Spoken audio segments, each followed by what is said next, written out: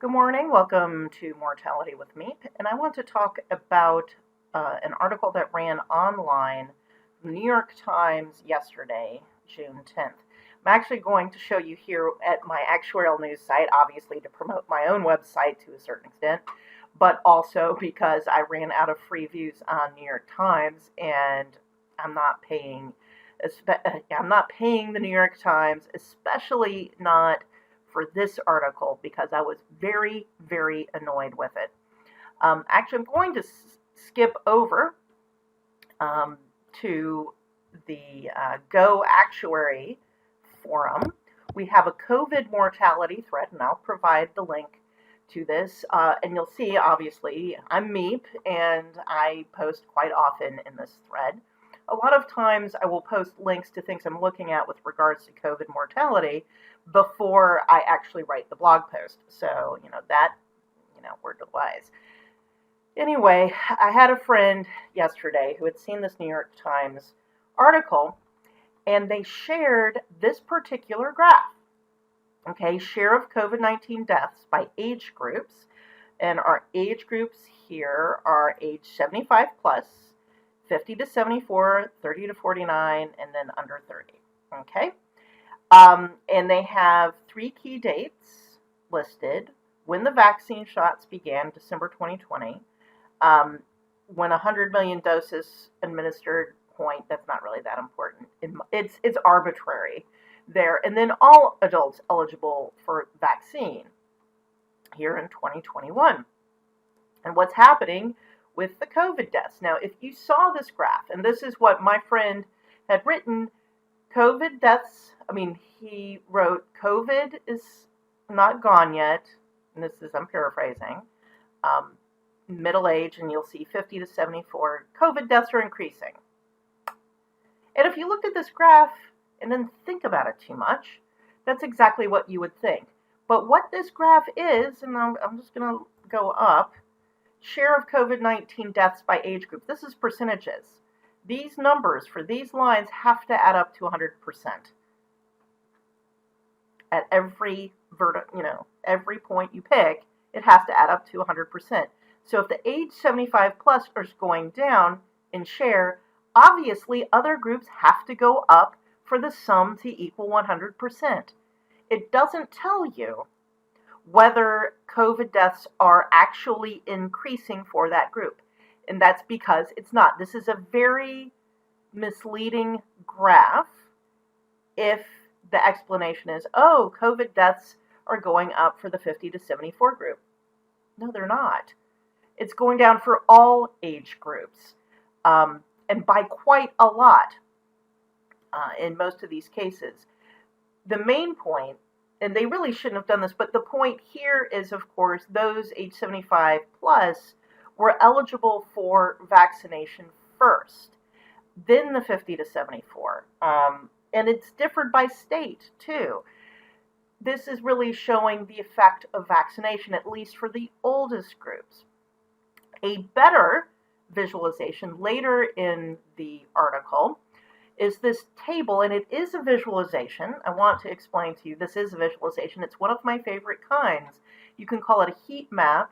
In Excel, you would do conditional formatting on cells where the lighter it is, the less of a decrease, and then the darker it is, the greater the decrease. So this is actually showing it by age group and then major racial groups. They're not doing every single racial group that they have a data breakout for. I'm a little skeptical of this minus 100%. That might be that you had a small number to begin with, and that's one of the other issues. This is just showing relative changes. How many? Who had the most COVID deaths? And I'll do that another time, but not right now. So when you actually look at this, we see the 75 plus age group, no matter the race here, Asian, Black, Hispanic, White. And as I said, for Asian, Black, and White, those are non-Hispanic, White, non-Hispanic, Black, non-Hispanic, Asian. And you can see, so for non-Hispanic Whites, minus 92%, but they're all huge decreases, minus 88%, minus 86%, minus 87%. I don't really think that 4 percentage point difference is huge. And that's great. That's showing the vaccination for the seniors is really working.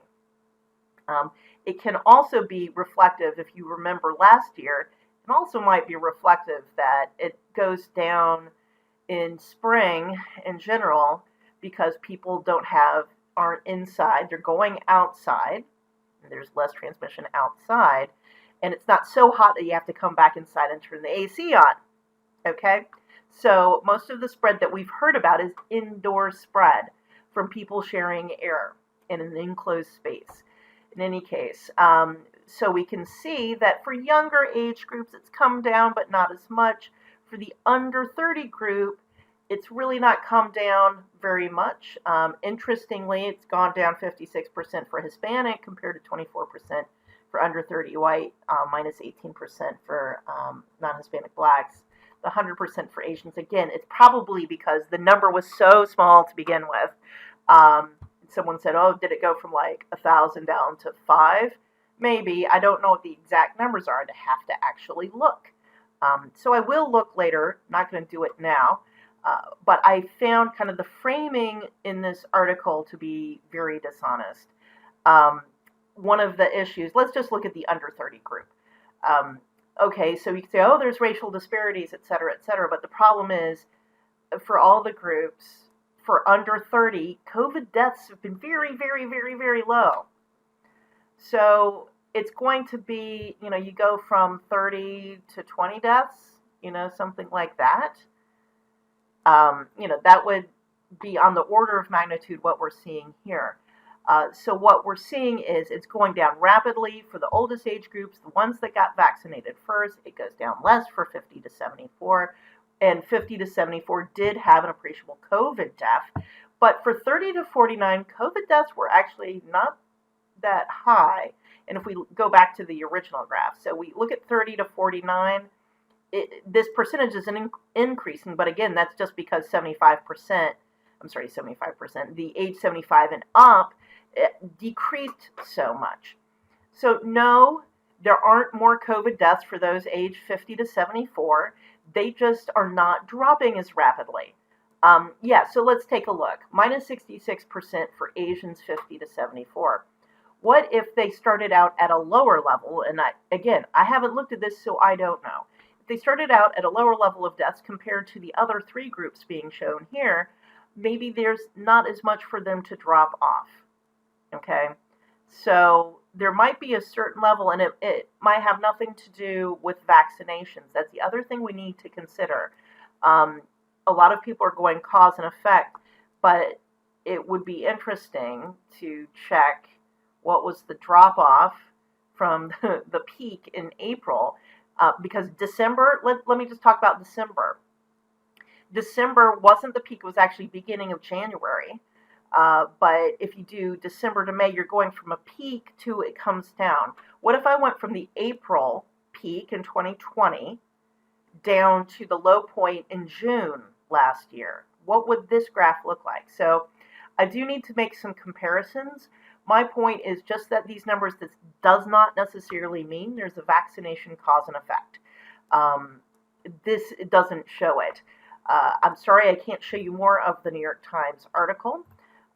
They're probably, I don't know, they probably will get some complaints about how this specific graph of the share increasing for 50 to 74 is misleading and not in a good way.